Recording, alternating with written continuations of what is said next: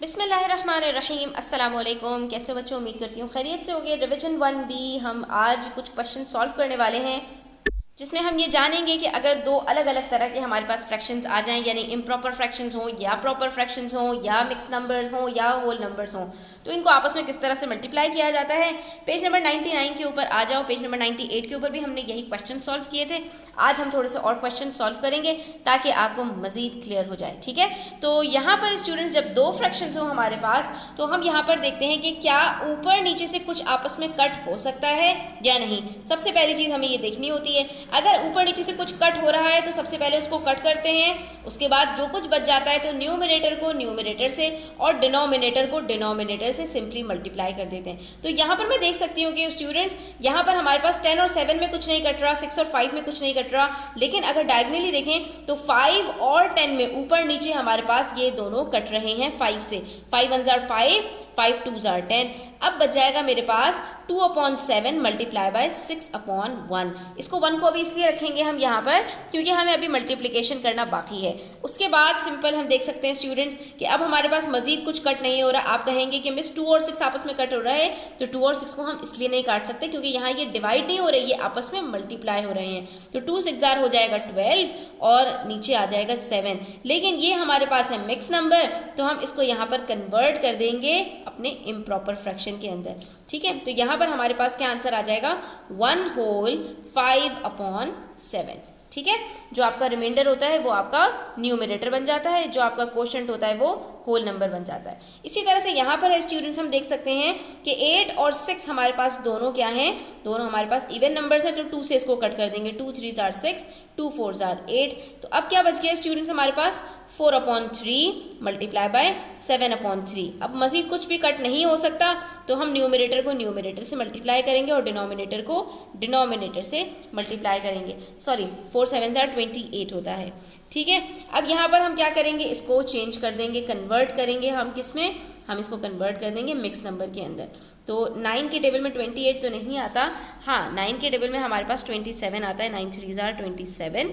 तो हम इसको यहाँ पर एज इट इज़ लिख देंगे। 3 होल 1/9 हमारे पास आंसर आ जाएगा। ठीक है स्टूडेंट्स, कितना सिंपल है, इसमें कुछ भी लंबी चौड़ी कैलकुलेशंस नहीं है। लेकिन जब मिक्स नंबर हमारे पास आ जाता है और इसको किसी से हमें मल्टीप्लाई करना होता है, तो पहले स्टेप के अंदर हमें यहाँ पर यह करना पड़ता है कि इसको हम कन्वर्ट करते हैं इम्प्रॉपर फ्रैक्शन में। इम्प्रॉपर फ्रैक्शन में कन्वर्ट करने का तरीका आपको मालूम है। सिंपली आपने क्या करना होता है, आपने न्यूमरेटर को छोड़ के डिनोमिनेटर और होल नंबर को मल्टीप्लाई करना होता है और फिर ऐड कर देना होता है। तो 4 6 जार 24 प्लस 5 29/6 मल्टीप्लाई बाय 18। जहाँ होल नंबर होता है स्टूडेंट्स, उसके नीचे हम एक जो है 1 लगा देते हैं ताकि हमें दोनों न्यूमरेटर और दोनों डिनोमिनेटर्स मिल जाएं।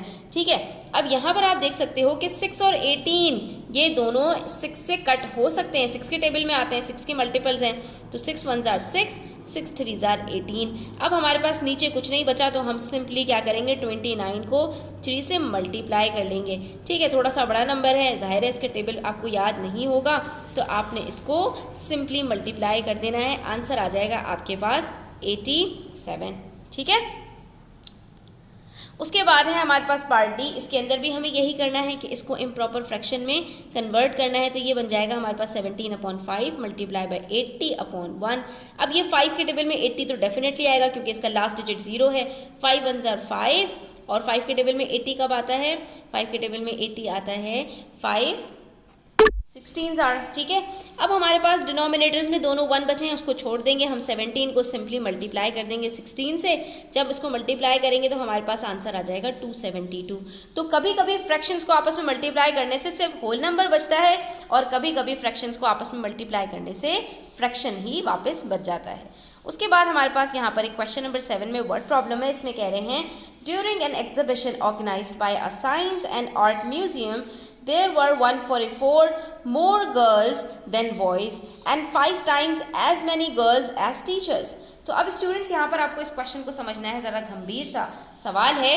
कह रहे हैं कि भाई एक एग्जीबिशन हुआ है साइंस और आर्ट म्यूजियम का, जिसमें जो बॉयज़ हैं बॉयज़ से 144 गर्ल्स ज़्यादा हैं, यानी जितने भी बॉयज़ हैं उससे गर्ल्स का इतना नंबर ज़्यादा है। ना तो बॉयज़ का नंबर पता है ना गर्ल्स का नंबर पता है, बल्कि दोनों का डिफरेंस पता है। यानी कि दोनों को अगर माइनस करें तो आंसर 144 आता है। इसको आसान लफ्ज़ों में कर लेते हैं, ठीक है।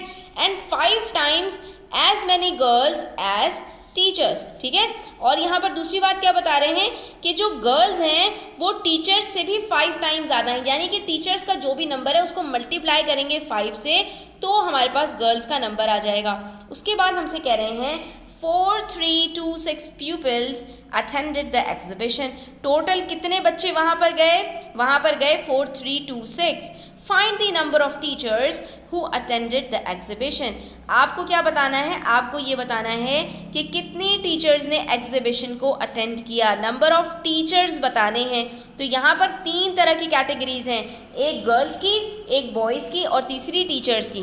जो हमें इंफॉर्मेशन दी गई है हम उसको तोड़ के जो है यहाँ पर एक मॉडल बनाते हैं और उसके बाद इसको सॉल्व करने की कोशिश करते हैं।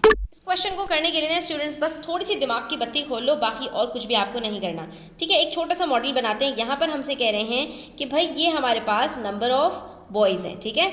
और उसके बाद जो नंबर ऑफ गर्ल्स है ना वो थोड़ी सी वो इनके बराबर तो हैं, लेकिन इसमें थोड़ा सा नंबर ज़्यादा है। कितना? 144, यानी कि इतनी गर्ल्स ज़्यादा हैं। ये हमारे पास हो गए बॉयज़ का नंबर और ये हो गया हमारे पास गर्ल्स का नंबर, ठीक है।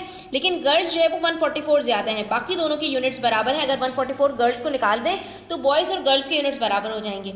उसके बाद जो इन्होंने हमें दूसरी बात बताई है वो ये बताई है कि भाई कुछ भी हो जाए ये सारे बच्चे मिलकर टोटल जो है ना वो 4326 बच्चे बनते हैं, ठीक है। तो हमने कहा अरे अगर ये बात हमें पता चल गई है तो कुछ मुश्किल वाली बात ही नहीं है। हम एक यूनिट ले लेते हैं बॉयज़ का और दूसरा यूनिट ले लेते हैं गर्ल्स का, ठीक है।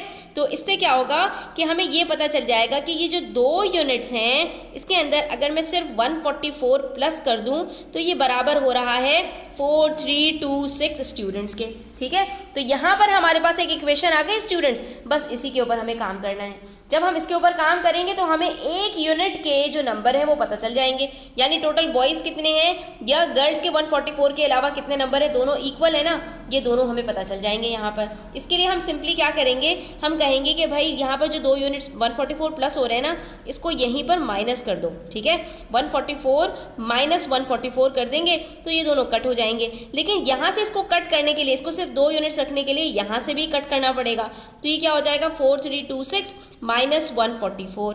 इसका मतलब ये हुआ कि 2 यूनिट्स बराबर हैं 4326 माइनस 144 के।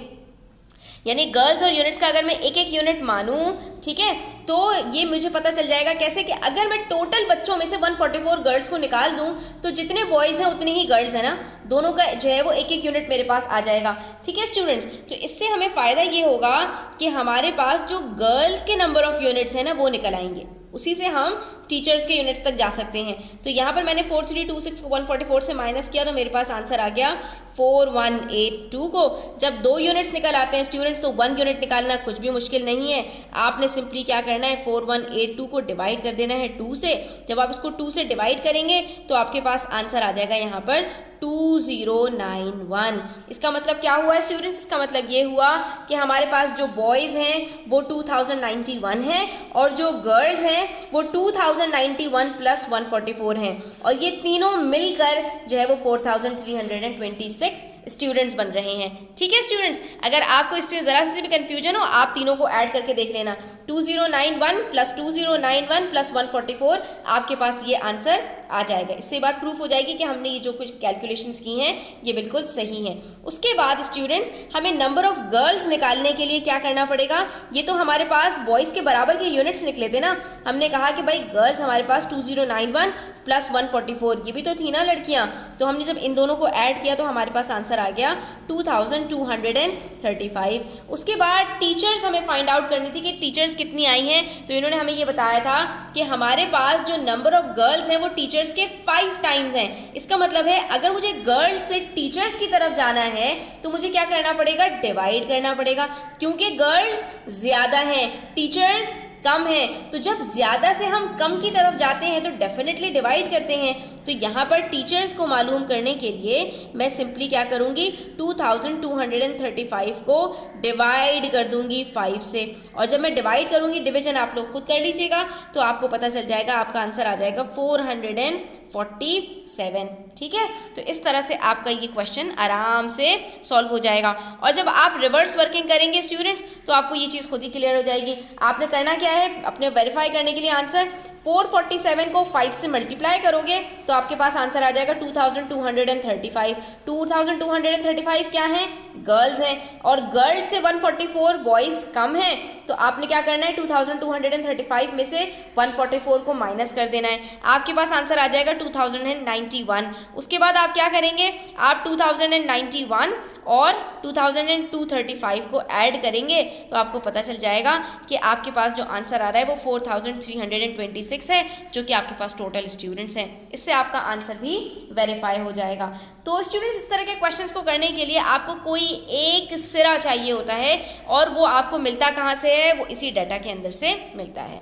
तो यहाँ पर आज हमारा पेज नंबर 99 कंप्लीट होता है। आई होप स्टूडेंट्स आपको क्लियर हुआ होगा।